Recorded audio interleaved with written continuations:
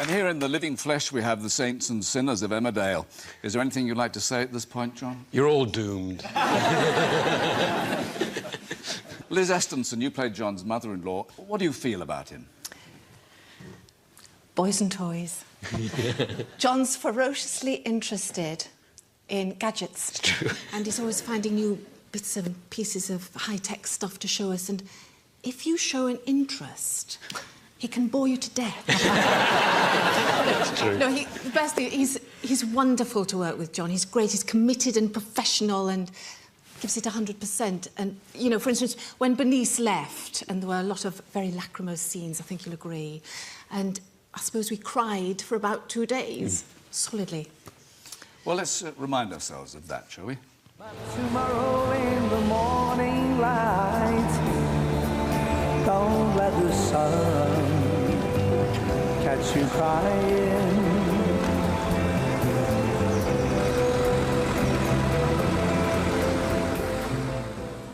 She may have left Emmerdale, but straight from the set of Where the Heart Is, she walks back into your life. Samantha Giles. You look wonderful. Thank you so much for coming. Oh, it's a pleasure. Samantha, you've discovered that your romantic scenes meant a loss of innocence for John.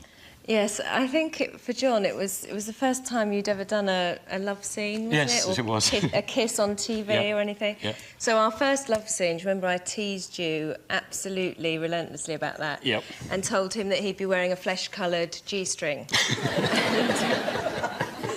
Which you kind of did by the end of it. You had a little... Yes, it sort of worked its way up, didn't it? And do you remember the director said to you, could you just pull them down a little Yes, bit, I John? do 'Cause we're remember. catching the top of them. Well, I also remember, as you said you wouldn't look. When I turned around, you were howling with laughter. You're not spoiling it all for the rest of us. Shall we see how you gave in to temptation? I don't understand. Are you saying...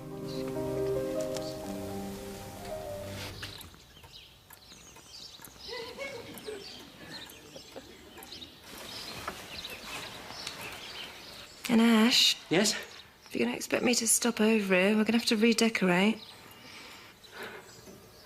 I think I could be swayed.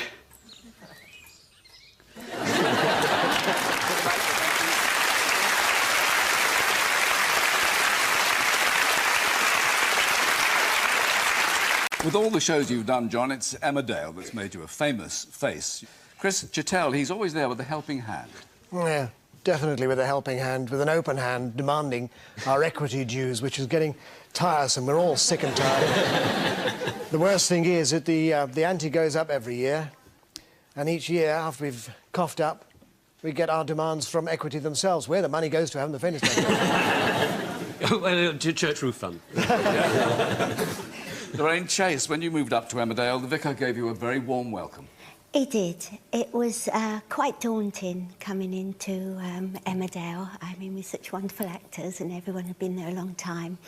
And I must have looked pretty nervous, and John came over to me and said, "How are you getting along? All right?" And I said, "Yeah, I'm getting along fine."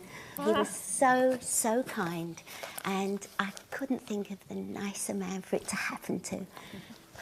God bless you.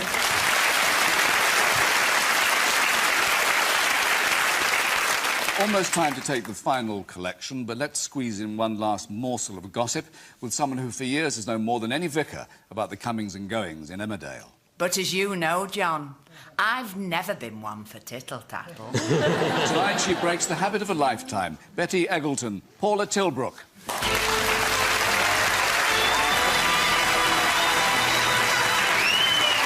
Oh, lovely to see you again.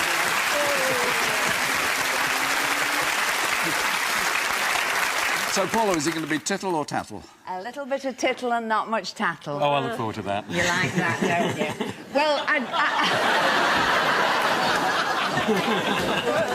Well, John, you are our guru of the... Did that sound right?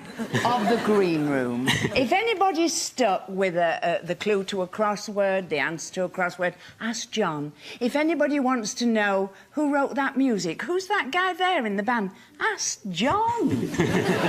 He'll know what to say.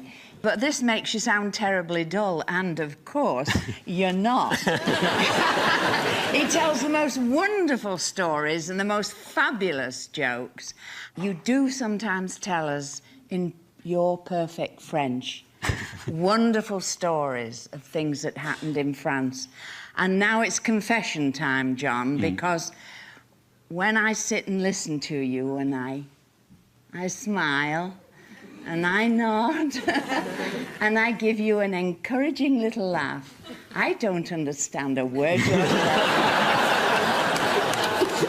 But I didn't tell you before because I didn't want you to stop.